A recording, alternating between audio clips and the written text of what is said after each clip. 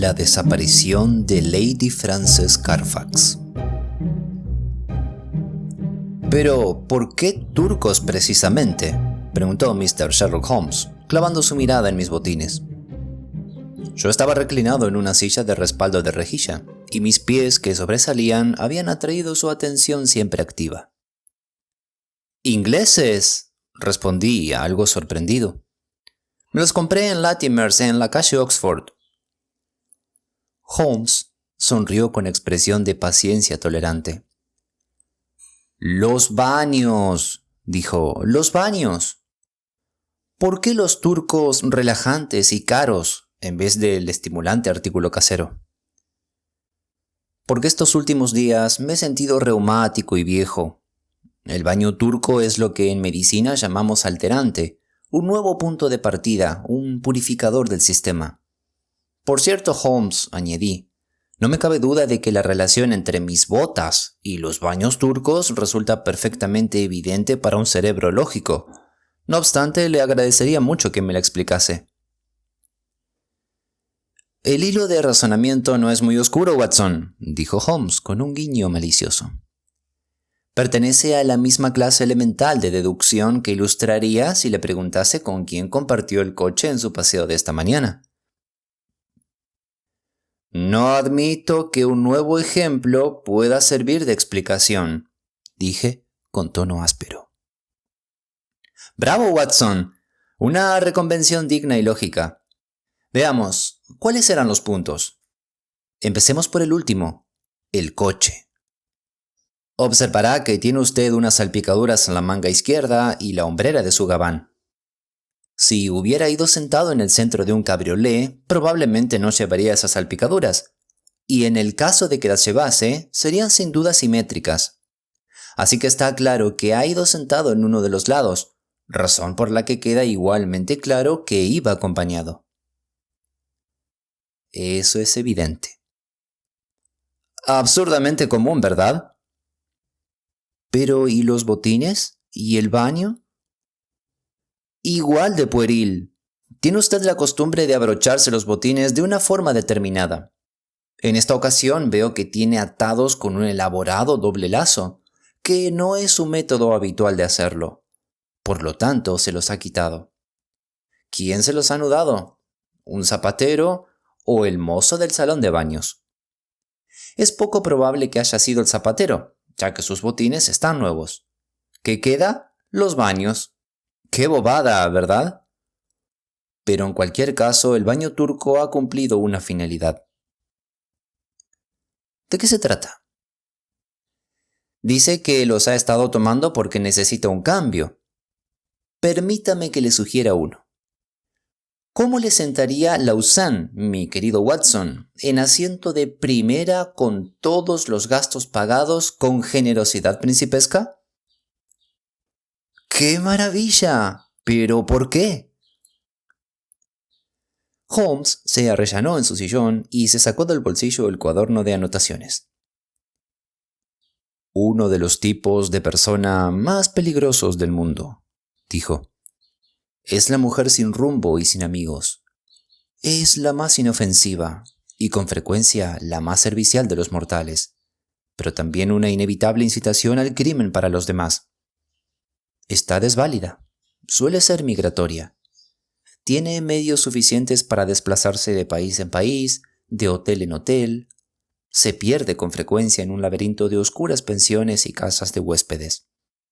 Es una gallina que se ha salido del corral en un mundo de zorros. Cuando la devoran, nadie la echa de menos. Me temo que algo malo le ha ocurrido a Lady Frances Carfax». Me alivió su súbito descenso de lo general a lo particular. Holmes consultó sus anotaciones.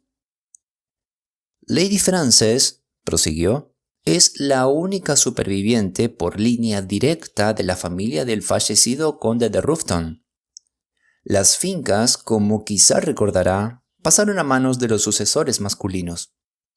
Ella quedó con medios limitados, pero con sus extraordinarias alhajas antiguas españolas de plata y diamantes, curiosamente talladas, a las que siempre ha estado muy apegada, incluso demasiado, porque nunca consintió en dejarlas a buen recaudo en el banco, llevándoselas en todos sus viajes.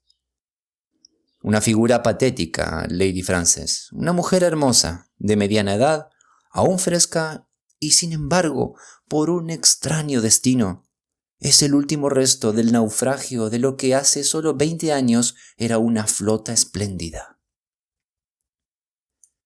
¿Y qué es lo que le ha ocurrido? Ah, ¿qué le ha ocurrido a Lady Frances?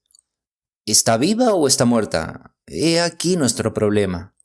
Es una dama de costumbres regulares y durante 4 años ha conservado el hábito invariable de escribir cada 2 semanas a Miss Daubeny, su antigua institutriz, que se retiró hace tiempo y vive en Camberwell. Es Miss Daubeny quien me ha consultado. Hace casi 5 semanas que no recibe noticias. La última carta se la escribió desde el Hotel National, en Lausanne. Según parece, Lady Frances se fue de allí sin dejar dirección. La familia está angustiada, y como son inmensamente ricos, no repararán en medios para ayudarnos a esclarecer el asunto. ¿Es Miss Daubeny la única fuente de información? ¿No mantenía correspondencia con nadie más? Sí, con algunos cuyos datos no fallan, Watson. Me refiero al banco. Las damas solteras tienen que vivir y sus libretas bancarias son como diarios resumidos. Guarda su dinero en el Sylvester. Le he echado un vistazo a su cuenta. El penúltimo cheque fue para pagar la cuenta del Hotel de Lausanne, pero lo extendió por una cantidad muy elevada, que probablemente la dejó con efectivo en mano. Solo ha girado un cheque desde entonces. ¿A quién? ¿Y dónde? A Miss Mary Devine. No tenemos nada que nos indique dónde fue extendido. Fue cobrado en el Credit Lyonnais de Montpellier hace menos de 3 semanas. Era de 50 libras. ¿Y quién es Miss Mary Devine? Eso también he podido descubrirlo. Miss Mary Devine era la sirviente de Lady Frances Carfax. Pero no hemos logrado averiguar por qué le pagó ese cheque. No obstante, estoy convencido de que sus pesquisas no tardarán en resolver el caso. ¿Mis pesquisas? De ahí su cura de salud en Lausanne.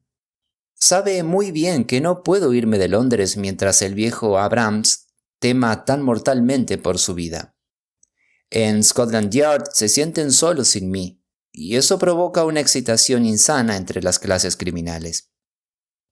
Vaya usted, pues, mi querido Watson, y si mi humilde consejo puede valorarse a la extraña tarifa de 2 peniques por palabra, estará esperando a su disposición día y noche al otro extremo del telégrafo continental. 2 días después, estaba en el Hotel National de Lausanne, donde fui recibido con todo género de cortesías por M. Moser, su famoso gerente. Según me informó, Lady Frances se había alojado en él varias semanas. Había inspirado gran simpatía a cuantos le habían tratado. No sobrepasaba los 40 años. Aún conservaba su atractivo y daba la impresión de haber sido una mujer encantadora en su juventud. Mr. Moser no sabía nada de las alhajas valiosas, pero los empleados del hotel habían observado que el baúl más pesado del equipaje de la dama había permanecido siempre escrupulosamente cerrado. Mary Devine, la sirvienta, era tan popular como su señorita. Se había prometido a uno de los principales camareros del hotel, y no era difícil obtener su dirección, que era 11 Rue de Trajan, Montpellier. Tomé buena nota de todo, convencido de que ni el mismo Holmes habría sido más eficaz en la consecución de datos. Solo quedaba un rincón en la sombra. Ninguna de las luces que poseía podía esclarecer la causa de la marcha súbita de la dama. Era muy feliz en Lausanne. Existían toda clase de razones para creer que pensaba quedarse toda la temporada en sus lujosos aposentos, que daban al lago. Y sin embargo se fue, no anunciándolo hasta la víspera, lo que le supuso tener que pagar una semana de habitación sin usarla. Únicamente Jules Vivart, el enamorado de la sirvienta, podía sugerir algo. Relacionó la marcha imprevista con la visita al hotel 1 o 2 días antes de un hombre alto, moreno y con barba. «Un sauvage, un véritable sauvage», exclamó Jules Vivart. El hombre se alojaba en otro lugar de la ciudad. Había sido visto hablando seriamente con Madame en el paseo del lago. Luego había venido a visitarla, pero ella se había negado a recibirle. Era inglés, pero su nombre no había quedado registrado. Madame había dejado el lugar inmediatamente después. Jules Vivart y, lo que era más importante, su novia, creían que la visita y la marcha guardaban una relación de causa y efecto.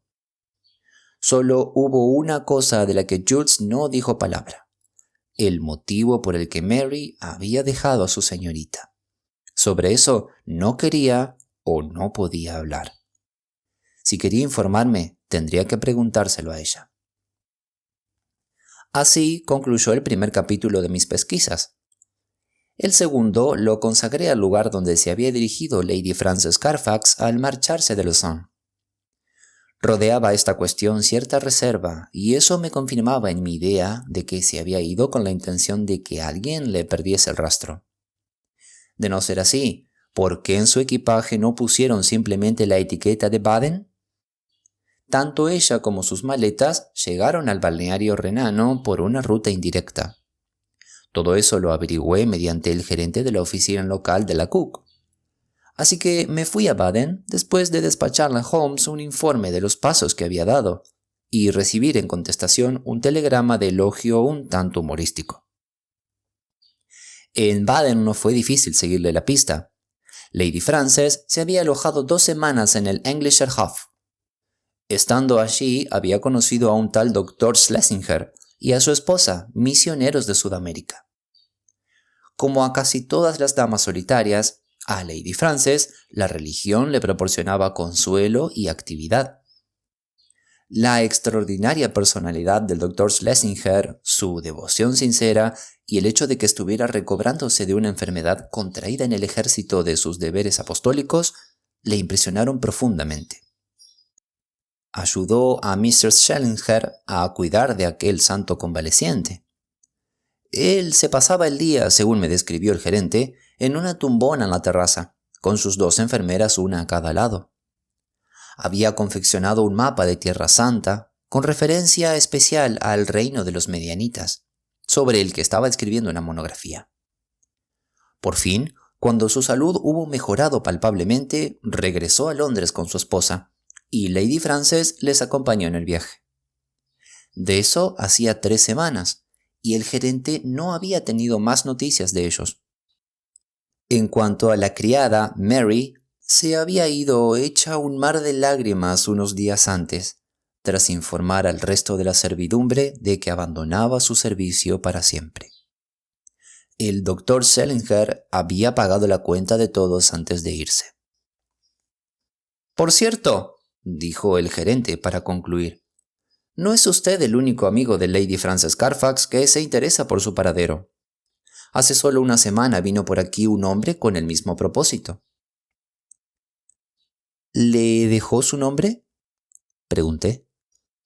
«No, pero era inglés, aunque de un tipo poco corriente». «¿Un salvaje?», apunté yo, relacionando los hechos al estilo de mi ilustre amigo. «Exactamente, esa palabra lo describe muy bien. Es un individuo corpulento, con barba, de piel curtida, que da la impresión de estar más a gusto en la posada de un granjero que en los hoteles de moda.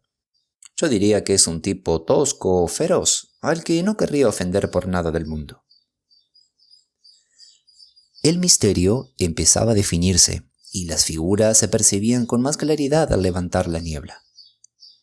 Era evidente que aquella dama buena y piadosa estaba siendo perseguida allí donde iba por un tipo siniestro e inexorable, al que temía, pues de lo contrario no habría salido huyendo de Lausanne. Y él la había seguido. Antes o después la alcanzaría. ¿O quizá ya la había alcanzado? ¿Era ese el secreto de su prolongado silencio? ¿No habían podido las buenas personas que la acompañaban protegerla de su violencia o su chantaje? ¡Qué terrible propósito, qué oscura maquinación se ocultaba detrás de aquella larga persecución! Ese era el problema que tenía que resolver. Escribí a Holmes explicándole la rapidez y la seguridad con que había llegado a las raíces de la cuestión. En respuesta, recibí un telegrama en el que se me pedía una descripción de la oreja izquierda del Dr. Schellinger. El sentido del humor de Holmes es extraño y a veces ofensivo, así que no hice caso de su inoportuna broma. En realidad, ya estaba en Montpellier, tras los pasos de la criada Mary, cuando llegó su mensaje. No me fue difícil encontrar a la antigua sirvienta y enterarme de cuanto tenía que decirme. Era una criatura abnegada, que había dejado a su señorita porque estaba segura de que quedaba en buenas manos, y porque su inminente boda hacía, en cualquier caso, inevitable la separación. Su señorita, según confesó muy afligida, le había dado muestras de irritabilidad en su estancia de Baden, y en una ocasión la había interrogado como si sospechara de su honestidad, lo cual había hecho su marcha más fácil de lo que habría sido en otras circunstancias. Lady Frances le había enviado 50 libras como regalo de boda.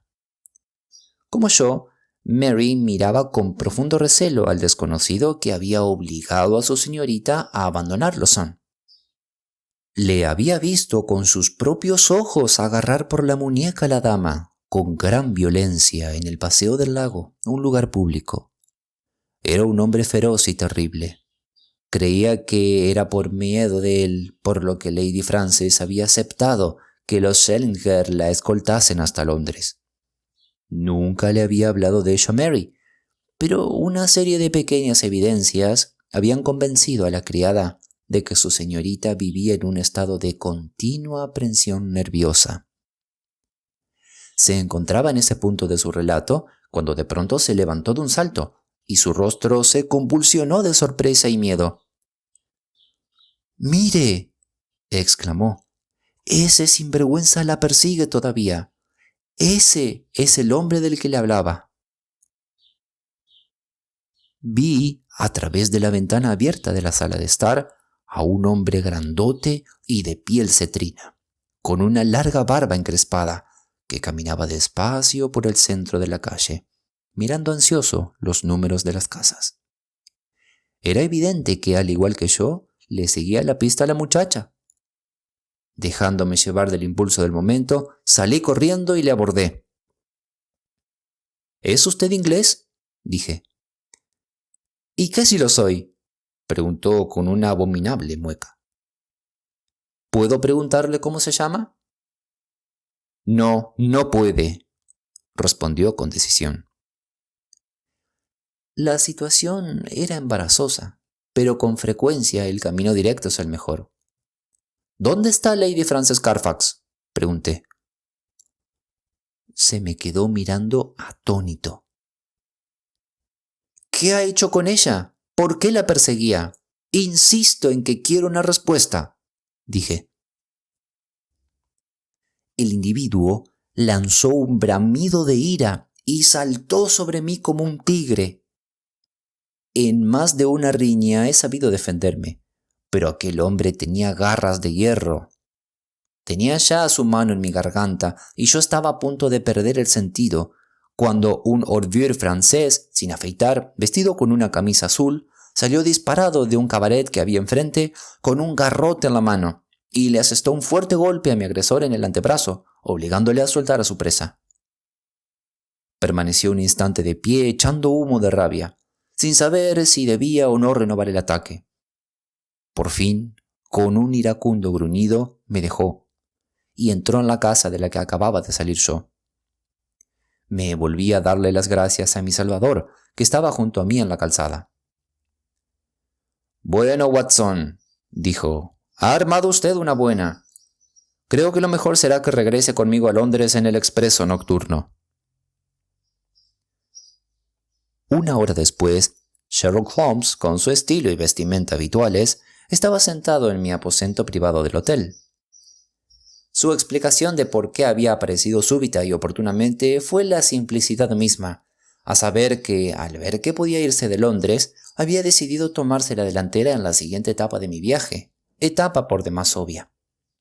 Disfrazado de obrero, había estado sentado en el cabaret esperando mi aparición. «Ha realizado usted una investigación particularmente eficaz», dijo. «En este momento no consigo recordar ningún disparate que haya dejado de cometer. El resultado final de su actuación ha sido dar la alarma en todas partes sin descubrir nada». «Posiblemente usted no lo habría hecho mejor», respondí con amargura. «No hay posiblemente que valga.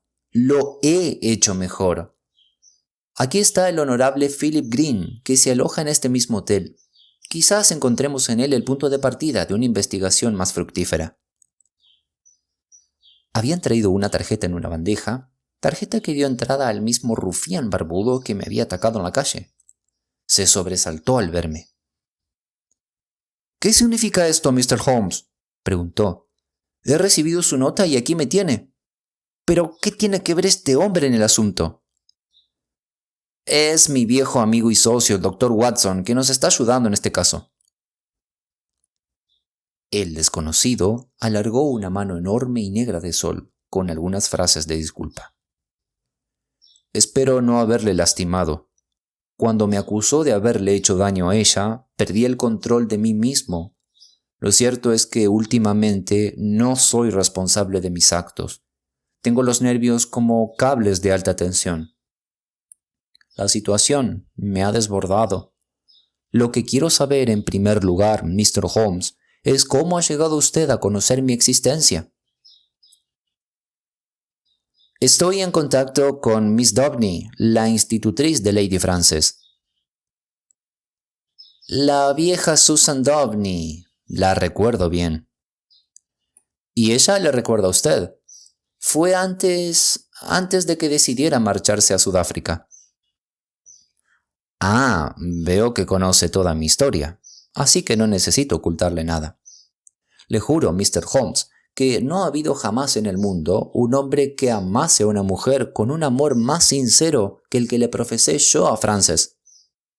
Yo era un joven disipado, lo sé, aunque no peor que otros de mi clase. Pero su mente era tan pura como la nieve. No soportaba ni una sombra de vulgaridad. Así que cuando le contaron algunas cosas que había hecho, decidió que no tenía nada más que decirme. Y a pesar de todo, me amaba. Eso es lo más paradójico del caso. Me amaba lo bastante para seguir soltera toda su santa vida, solo por mí». Cuando hubieron transcurrido unos años, y tras hacer fortuna en Barbiton, pensé que quizá podría ir en su busca y apaciguarla. Había oído decir que no estaba casada. La encontré en Lausanne e hice cuanto estuvo en mi mano. Creo que flaqueó un poco, pero tenía una fuerte voluntad. Y la siguiente vez que fui a visitarla, había abandonado la ciudad. Seguí sus pasos hasta Baden y pasado un tiempo me enteré de que su criada estaba aquí. Soy un tipo rudo, acostumbrado a una vida igualmente ruda, y cuando el Dr. Watson me habló de aquel modo, perdí el control por un instante. Pero, por el amor de Dios, díganme, ¿qué ha sido de Lady Frances? «Eso es lo que tratamos de averiguar», dijo Sherlock Holmes con singular gravedad. «¿Cuál es su dirección en Londres, Mr. Green?» «En el Hotel Langham sabrán localizarme». «En ese caso, puedo recomendarle que vuelva allí y esté a mano por si lo necesito. No deseo fomentar falsas esperanzas, pero puede estar seguro de que se hará todo lo posible por la seguridad de Lady Frances. Por el momento no puedo decir nada más. Le dejaré esta tarjeta para que pueda ponerse en contacto con nosotros. Ahora, Watson, si hace su equipaje, telegrafiaré a Mr. Hudson rogándole que haga uno de sus mejores esfuerzos para reconfortar a 2 viejos hambrientos mañana a las 7:30. Nos aguardaba un telegrama al llegar a nuestras habitaciones de la calle Baker. Holmes lo leyó con una exclamación de interés y me lo alargó. «Desgarrada o mellada», rezaba el mensaje, procedente de Baden. «¿Qué es esto?», pregunté. «Todo», respondió Holmes. Quizá recuerde mi pregunta aparentemente trivial acerca de la oreja izquierda del clerical caballero. No respondió a ella. «Ya no estaba en Baden y no pude investigar». «Exacto, por eso envié un duplicado al gerente de Englischer Hof, cuya respuesta tiene en su mano». «¿Y qué demuestra?». «Demuestra, mi querido Watson, que nos las estamos viendo con un hombre excepcionalmente astuto y peligroso. El reverendo Dr. Schlesinger, misionero de Sudamérica, no es otro que Peter el Santo, uno de los malhechores menos escrupulosos que ha producido Australia, y eso que, para ser un país joven, ha dado tipos muy bien acabados. Su especialidad particular consiste en engatusar a damas solitarias, jugando con sus sentimientos religiosos, y la mujer a la que llama su esposa, una inglesa apellidada Fraser, es una valiosa colaboradora. La naturaleza de sus tácticas me sugirió su identidad, y esta peculiaridad física, fue mordido en una pelea en una taberna de Adelaida en el 89, confirmó mis sospechas. Nuestra infortunada dama está en manos de una pareja infernal, que no se arredrará más, Watson. Una suposición probable es que esté ya muerta. Si no lo está, se encuentra sin duda prisionera y no puede escribir ni a Miss Daubeny ni a sus demás amigos. También entra en lo posible que no llegase a Londres o que pasara de largo. Pero la primera suposición es poco probable, ya que con sus sistemas de registro, a los extranjeros no les resulta fácil engañar a la policía continental. Y la segunda también lo es, porque nuestros rufianes no podían tener muchas esperanzas de encontrar un lugar más seguro que la capital, donde tener a una persona secuestrada. Todos mis instintos me dicen que está en Londres, pero como de momento no podemos averiguar dónde, no nos queda sino dar los pasos más evidentes: cenar y conservar la paciencia. Más tarde iremos a ver dando un paseo a nuestro amigo Lestrade de Scotland Yard. Pero ni la policía oficial ni la organización pequeña pero muy eficiente de Holmes bastaron para desvelar el misterio. Entre los apiñados millones de habitantes de Londres, las 3 personas que buscábamos quedaban tan difuminadas como si no hubieran existido nunca. Probamos a poner anuncios, pero fracasamos. Seguimos pistas que no nos llevaron a ningún sitio. Registramos todos los garitos criminales que frecuentaba Schlesinger. Vigilamos a sus antiguos colaboradores, pero se mantuvieron alejados de él. Y de repente, tras una semana de tensión infructuosa, vimos un destello de luz. Un pendiente de plata y brillantes, de diseño español, había sido empeñado en Bebington, sito en Westminster Road. Lo había empeñado un hombre corpulento y afeitado de aspecto clerical. Como se demostró, su nombre y dirección eran falsos. La oreja no había sido observada, pero la descripción respondía a la de Schlesinger. 3 veces había venido nuestro barbudo amigo de Langham en busca de noticias.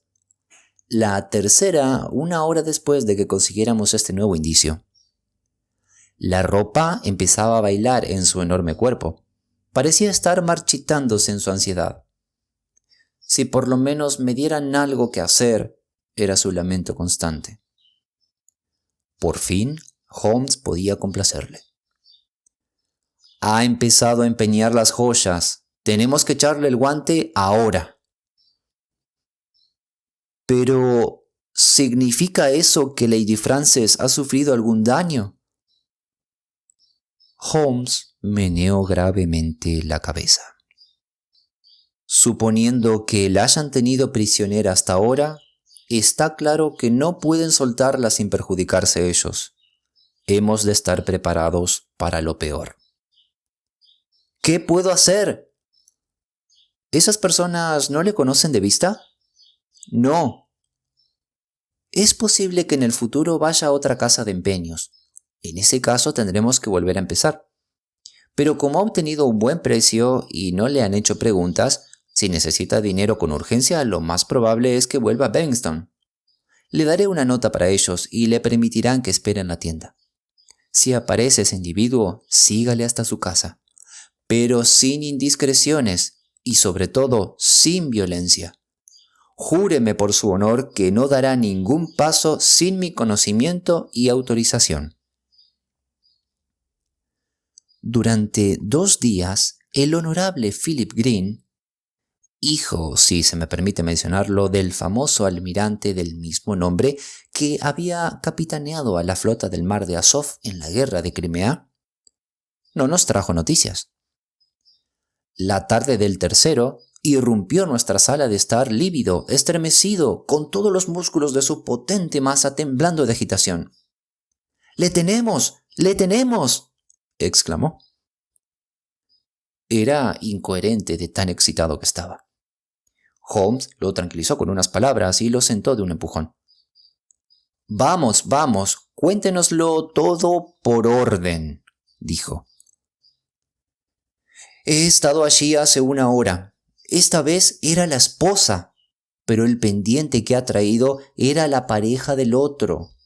Es una mujer alta y pálida, con ojos de hurón. Ella es, dijo Holmes. Ha salido de la tienda y la he seguido.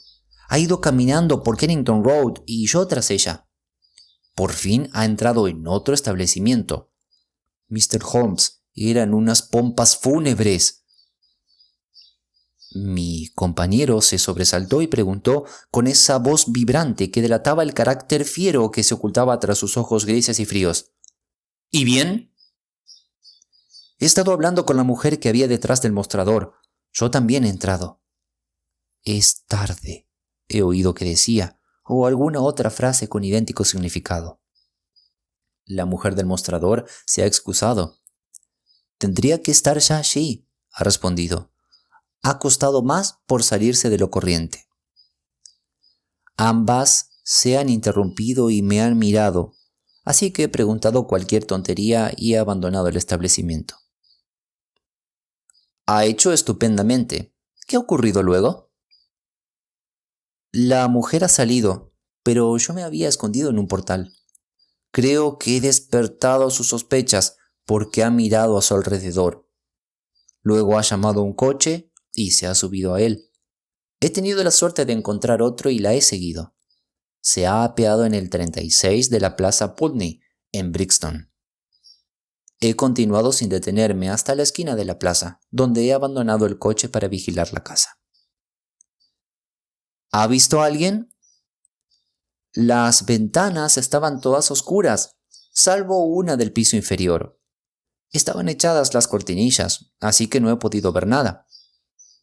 Estaba allí de pie, preguntándome qué debía hacer, cuando se ha detenido ante la casa un furgón cubierto, en el que viajaban 2 hombres. Se han apeado, han sacado algo del furgón y lo han subido a cuestas hasta la puerta del vestíbulo. Mr. Holmes, era un ataúd. ¡Ah! Ha habido un momento en que he estado a punto de precipitarme en la casa, ya que habían abierto la puerta para franquearles la entrada a los hombres y su carga. Ha sido la mujer quien ha salido a abrir.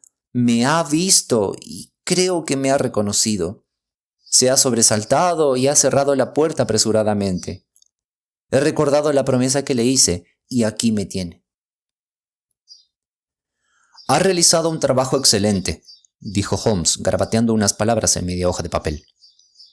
No podemos hacer nada legal sin una orden judicial, y lo mejor que puede hacer para servir a la causa es llevar esta nota a las autoridades y conseguir una. Quizá le pongan algunas dificultades, pero supongo que con la venta de las joyas bastará. Lestrade se ocupará de todos los detalles. Pero, mientras tanto, pueden asesinarla. ¿Qué significaba el ataúd? ¿Y a quién iba destinado sino a ella? Haremos todo lo posible, Mr. Green. No perdamos ni un minuto. Déjelo en nuestras manos. Ahora, Watson, añadió mientras nuestro cliente se alejaba a toda prisa, pondrá en movimiento a las fuerzas regulares.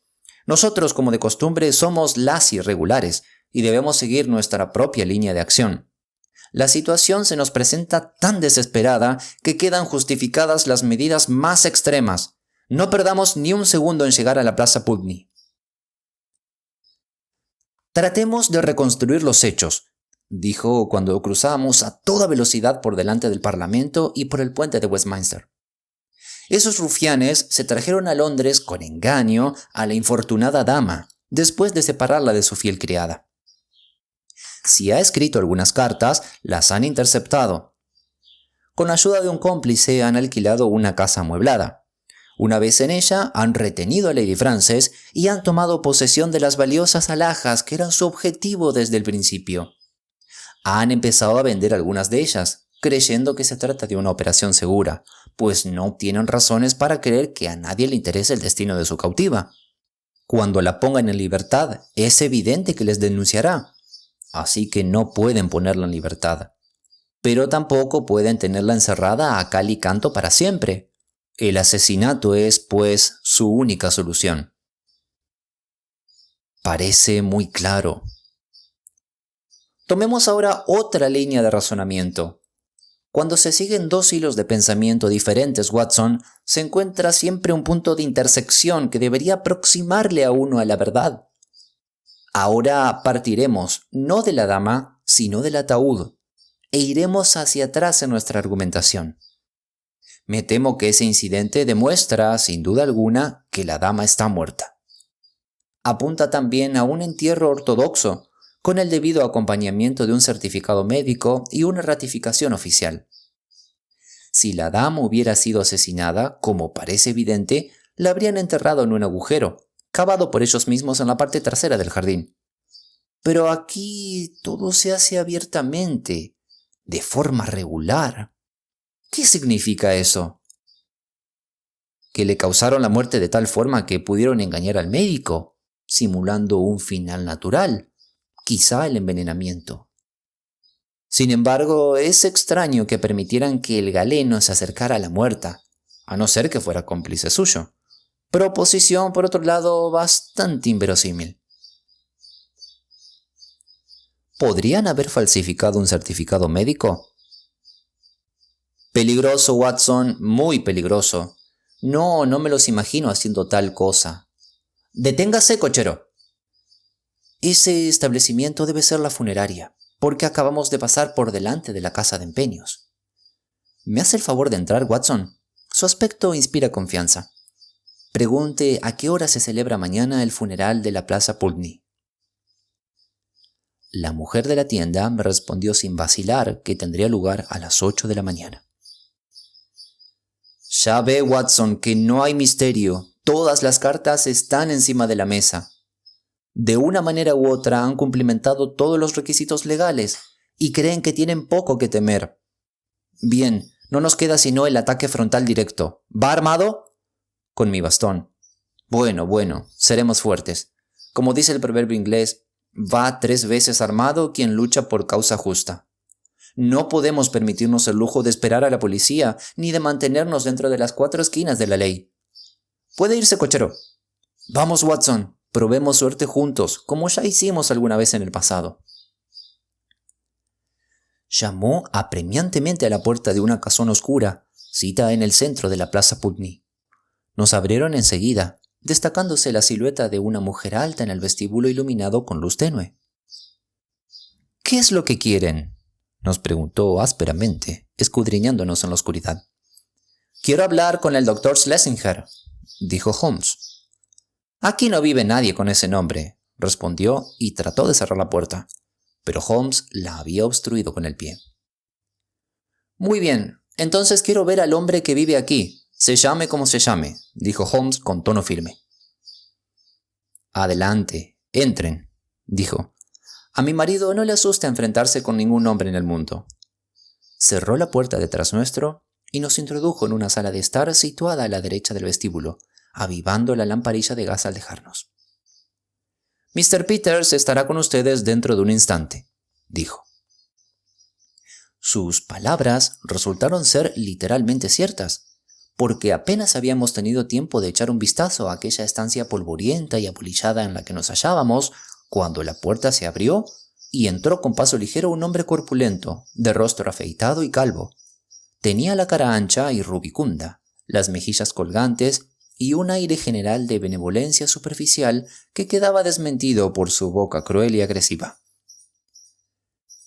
«Sin duda aquí hay un error, caballeros», dijo con una voz suntuosa, de esas que parece que todo lo solucionan. «Me imagino que les han dirigido a la persona equivocada. Quizá si probasen más abajo en la misma calle». «Ya está bien. No tenemos tiempo que perder», dijo mi compañero con firmeza. «Usted es Henry Peters de Adelaida, antes reverendo Dr. Schlesinger de Baden y Sudamérica. Estoy seguro de eso como de que me llamo Sherlock Holmes». Peters, como le llamaré a partir de ahora, se sobresaltó y clavó su mirada en la de su sorprendente perseguidor. «Me temo que su nombre no me asusta, Mr. Holmes», dijo con frialdad. «Cuando un hombre tiene la conciencia tranquila, no se alarma fácilmente. ¿Qué ha venido a hacer a mi casa?» «Quiero saber qué ha hecho con Lady Frances Carfax, a quien se trajo hasta aquí desde Baden». «Le agradecería que me dijera usted dónde está esa señora», respondió Peters con tono tranquilo. «Tengo contra ella una factura de casi 100 libras y como única compensación un par de pendientes de bisutería que los comerciantes casi ni se dignan a mirar. Se encariñó con Mrs. Peters y conmigo en Baden. Es un hecho que utilizaba entonces otro nombre. Y se nos pegó nuestro viaje a Londres. Pagué su cuenta del hotel y su billete. Una vez en Londres nos dio esquinazo y, como le decía, nos dejó estas joyas anticuadas en pago de sus facturas. Si la encuentran, Mr. Holmes, estaré siempre en deuda con usted». «Es mi intención encontrarla», dijo Sherlock Holmes. «Voy a registrar esta casa hasta que aparezca». «¿Dónde está su orden judicial?» Holmes entresacó un revólver de su bolsillo. «Tendrá que conformarse con esta hasta que llegue una mejor». «Así que es usted un vulgar ladrón». «Descríbame así, si le place», dijo Holmes divertido. «Mi compañero también es un peligroso rufián, y los dos juntos vamos a registrar su casa». Nuestro adversario abrió la puerta. «Ve a buscar a la policía, Annie», dijo. Se oyó por el pasillo un crujir de faldas femeninas y se abrió y cerró la puerta del vestíbulo. «Tenemos el tiempo limitado, Watson», dijo Holmes. «Si trata de detenernos, Peters, puede estar seguro de que resultará herido. ¿Dónde está el ataúd que entraron en su casa?» «¿Para qué quiere el ataúd? Está haciendo su servicio. Hay un cuerpo en su interior». «Tengo que ver ese cuerpo». «Nunca sin mi consentimiento». «Pues entonces sin él». Con un movimiento rápido, Holmes empujó a un lado a aquel individuo y salió al vestíbulo. Delante nuestro había una puerta entreabierta. Entramos. Era el comedor. Sobre la mesa, debajo de una lámpara de araña a medio encender, estaba depositado el ataúd. Holmes avivó el gas y levantó la tapa. Muy hundida en su interior yacía una figura muy flaca. El resplandor de las luces se proyectó sobre un rostro viejo y marchito. Ningún proceso imaginable de crueldad, inanición o enfermedad podrían haber reducido a la aún hermosa Lady Frances a aquel estado de ruina ajada. En el rostro de Holmes se reflejó su sorpresa y también su alivio. «Gracias a Dios», murmuró, «es otra persona». «Por una vez ha cometido un buen disparate, Mr. Sherlock Holmes», dijo Peters, que nos había seguido hasta la estancia. «¿Quién es la difunta?» «Bueno, si quieres saberlo, es una antigua niñera de mi esposa, llamada Rose Spender, a la que encontramos en la enfermería del asilo de Brixton. La trajimos aquí, Llamamos al Dr. Horson de Fairbanks Villas 13, anote bien la dirección, Mr. Holmes, y le prodigamos todo género de cuidados, como buenos cristianos que somos. Murió al tercer día, de pura senilidad, según consta en el certificado. Pero esa es solo la opinión del médico, y por supuesto usted sabe más que él. Le hemos encargado su funeral a Stimson & Co. de Kennington Road. Será enterrada mañana por la mañana a las 8. ¿Ve en esto algo sospechoso, Mr. Holmes? Acaba de cometer una torpeza estúpida, y lo mínimo que podría hacer es admitirlo. Habría dado cualquier cosa por poder fotografiar su cara boquiabierta y perpleja al levantar esa tapa, esperando a ver a Lady Frances Carfax, y hallar solo a esa pobre mujer de 90 años. La expresión de Holmes permanecía impávida, como siempre, ante las burlas de su antagonista, pero sus puños cerrados delataban su profundo enojo. «Voy a registrar su casa», dijo. «Ah, ¿con que sí?», exclamó Peters, al mismo tiempo que se oían en el pasillo una voz de mujer y unos pasos pesados. «Pronto lo veremos». «Por aquí, oficiales, se lo ruego. Estos hombres han entrado por la fuerza en mi casa y no consigo librarme de ellos. Ayúdenme a echarles». En el umbral habían aparecido un sargento y un agente. Holmes se sacó una tarjeta de su tarjetero. «Aquí tienen mi nombre y dirección. Este es mi amigo el Dr. Watson». «¡Válgame Dios! Le conocemos muy bien, señor», dijo el sargento, «pero no puede estar aquí sin una orden judicial». «Claro que no, me hago cargo». «¡Arréstele!», exclamó Peters. «Sabemos dónde encontrar a este caballero si queremos algo de él», dijo el sargento majestuosamente, «pero tendrá que irse, Mr. Holmes». «Sí, Watson, tendremos que irnos». Un minuto después volvíamos a estar en la calle. Holmes estaba tan tranquilo como siempre, pero yo ardía de ira y humillación. El sargento nos siguió. «Lo lamento, Mr. Holmes, pero así es la ley». «Exacto, sargento, no podía ser otra cosa». «Supongo que tenía buenas razones para estar en esa casa. Si hay algo que yo pueda hacer...» «Ha desaparecido una mujer, sargento, y creemos que está ahí adentro. Espero una autorización legal». «En ese caso, no perderé la vista de esa gente, Mr. Holmes. Si ocurre algo, desde luego se lo haré saber». Eran solo las 9, así que nos lanzamos de nuevo sobre la pista. Tomamos un coche y fuimos a la enfermería del asilo de Brixton, donde descubrimos que era verdad que una caritativa pareja se había personado allí hacía unos días, había reclamado a una vieja imbécil como antigua sirviente suya y había obtenido autorización para llevársela. No manifestaron ninguna sorpresa cuando les dijimos que había muerto. El médico fue nuestro siguiente objetivo. Había sido llamado hallando a la mujer casi muerta de senilidad. La había visto expirar y había firmado el acta de defunción con toda legalidad. «Les aseguro que todo fue perfectamente normal y que no hubo posibilidad de jugar sucio en toda esta cuestión», dijo. «Nada en la casa le había parecido sospechoso, salvo que era sorprendente que personas de su clase no tuvieran servidumbre». Eso nos comentó el doctor, y no pasó de ahí. Por último, pusimos rumbo a Scotland Yard. Habían surgido dificultades de trámite relativo a la orden de registro. Se produciría un retraso inevitable. No se obtendría la firma del magistrado hasta la mañana siguiente. Si Holmes se presentaba a eso de las 9, podría acompañar a Lestrade para presenciar su puesta en ejecución. Así acabó el día, salvo que cerca de la medianoche, nuestro amigo el sargento vino a decirnos que había visto destellos de luces de aquí y allá en las ventanas del oscuro caserón, pero nadie había entrado ni salido de él. No nos quedaba sino hacer acopio de paciencia y esperar a la mañana siguiente. Sherlock Holmes estaba demasiado irritable para conversar y demasiado inquieto para dormir. Le dejé fumando ávidamente, con sus cejas pesadas y oscuras casi juntándose, y sus dedos largos y nerviosos tamborileando en los brazos de su sillón, mientras le daba vueltas en su cabeza toda solución posible del misterio. En el curso de la noche le oí varias veces andar de un lado a otro de la casa. Por fin, justo cuando acababa de despertarme, irrumpió en mi habitación.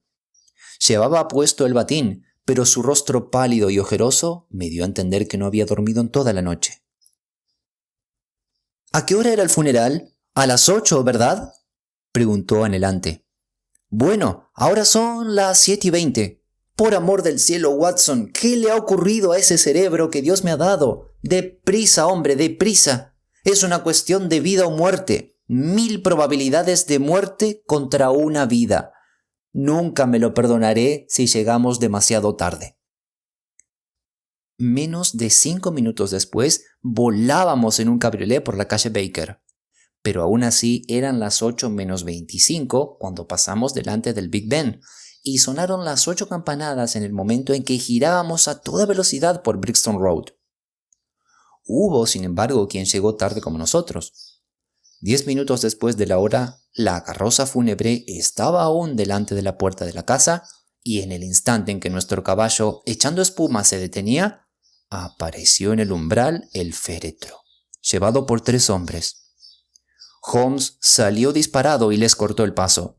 —¡Vuelvan atrás! —exclamó, apoyando su mano sobre el pecho del primer hombre. —¡Vuelvan atrás ahora mismo! —¿Qué significa esto? Una vez más le pregunto, ¿dónde está su orden judicial? —gritó el furioso Peters desde el otro extremo del féretro, con la cara brillante. —La orden está en camino. Este ataúd permanecerá en la casa hasta que llegue. La autoridad de la voz de Holmes produjo su efecto en los hombres que transportaban el féretro. Peters se había esfumado en el interior de la casa, y obedecieron estas últimas órdenes. —¡Deprisa, Watson! ¡Deprisa! —Aquí hay un destornillador —gritó Holmes, una vez colocado de nuevo el féretro sobre la mesa. —Este para usted, amigo mío. Un soberano si los goznes de la tapa han saltado dentro de un minuto. No pregunte y trabaje. Bien, otro. Y otro más. Tiremos de ella todos juntos. ¡Está cediendo! ¡Está cediendo! ¡Ah! Por fin lo hemos conseguido. Con un esfuerzo conjunto, separamos la tapa del féretro. Al hacerlo, salió de su interior un olor a cloroformo mareante e irresistible. Yacía allí un cuerpo, con la cabeza envuelta en un algodón previamente empapado en el narcótico. Holmes lo arrancó, dejando al descubierto el rostro estatuario de una mujer de mediana edad, hermosa y espiritual. Un instante después, había rodeado el cuerpo con el brazo y lo había incorporado hasta soltarlo. ¿Ha muerto Watson? ¿Queda alguna chispa de vida en ella? Espero que no hayamos llegado demasiado tarde. Durante media hora pareció que sí, que era demasiado tarde. Lady Frances, con la asfixia y los vapores venenosos del cloroformo, parecía haber sobrepasado el último punto desde el que es posible el retorno. Pero por fin, gracias a la respiración artificial, las inyecciones de éter y todos los recursos a los que tiene acceso la ciencia, un hálito de vida, un temblor en los párpados, un poco de vaho en un espejo, nos indicaron que la vida volvía poco a poco. Se había detenido un coche y Holmes, apartando la cortina, lo miró. «Aquí está Lestrade con su orden», dijo. «Se encontrará con que los pájaros han volado. Y aquí», añadió al oír unos pasos pesados que corrían por el pasillo, «viene alguien que tiene más derecho que nosotros a cuidar a esta dama. Buenos días, Mr. Green. Creo que cuanto antes podamos trasladar a Lady Frances, mejor. Mientras tanto, puede proceder con el funeral y así la pobre anciana que aún yace en ese féretro irá por fin, sola, a su último descanso». «Mi querido Watson», dijo Holmes aquella noche, «si decide incorporar este caso a sus anales, deberá hacerlo solo como un ejemplo de ese eclipse momentáneo al que está expuesto incluso el cerebro mejor equilibrado. Estos deslices son comunes a todos los mortales, y más grande será aquel que sepa reconocerlos y ponerles remedio. Quizá sea yo acreedor de esta alabanza moderada. Toda la noche pasada estuve obsesionado por la idea de que un punto clave, una frase extraña, una observación curiosa, había cruzado mi mente sin detenerse en ella. Luego, de pronto, en los grises albores matutinos, me vinieron a la memoria unas palabras. Eran las que repitió Philip Green. Aquella mujer dijo: «Es tarde, tendría que estar ya allí. Ha costado más por salirse de lo corriente». Estaba hablando del ataúd, y éste se salía de lo corriente. Eso solo podía significar que había sido confeccionado con unas medidas especiales. ¿Pero por qué?